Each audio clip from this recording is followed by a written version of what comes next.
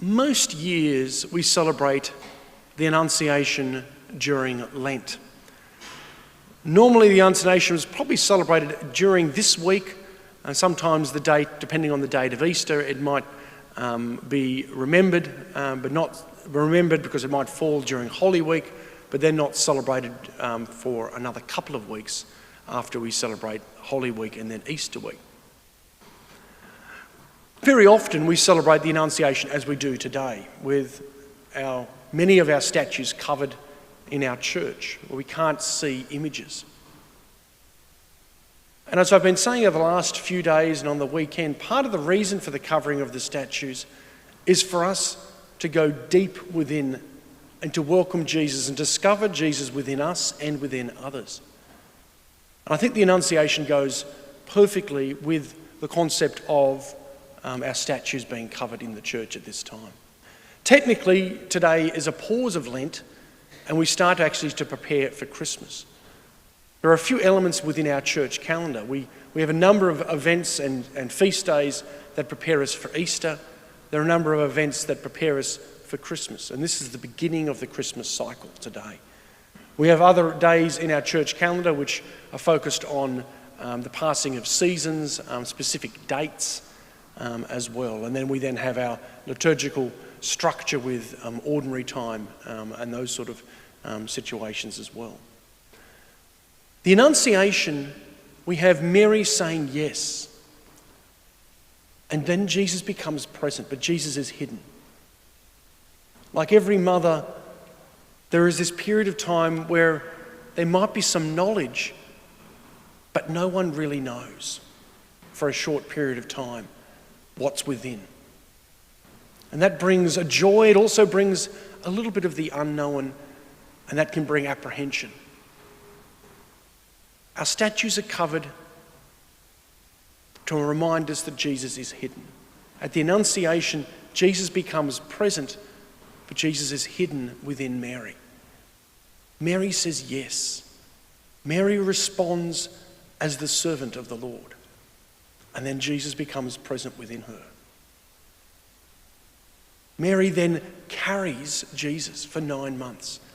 Mary becomes a tabernacle, a dwelling place for God in our world. And when we receive communion, we're saying yes to God, and we're allowing God in the person of Jesus Christ to be present within us. We're called to then carry Jesus into the world.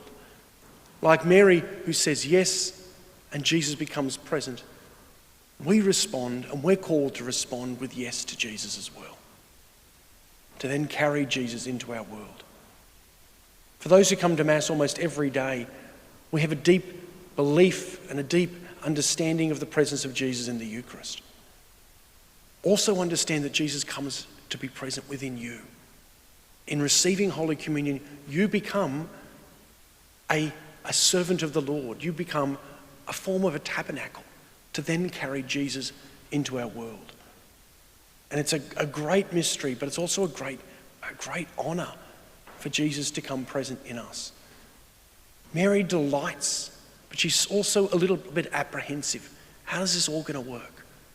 And at times we can say this ourselves as well. We receive Jesus sometimes day after day, and we say, does this make any difference?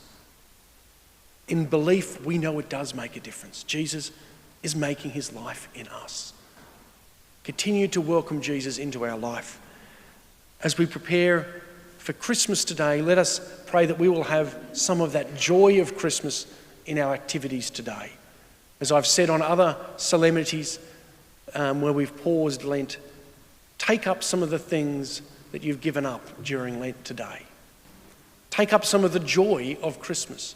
Perhaps share some of that joy with others. Maybe with your children, grandchildren, and other friends. To remind them that today is not just an opportunity for us just to celebrate another day, but for us to consciously start to think 9 months before Christmas, what happens? The angel comes, Mary says yes, and then Jesus is hidden and present within Mary. Let's delight in this hidden Jesus that comes at the Annunciation, but this hidden Jesus that comes into us every day when we receive Holy Communion. In a moment we will stand and we will recite the Creed. At the moments of the words, Jesus becomes man, on this solemnity we're asked to kneel for a few moments of silent prayer, and then we will then stand and recite the rest of the Creed, and then we'll have some prayers of the faithful.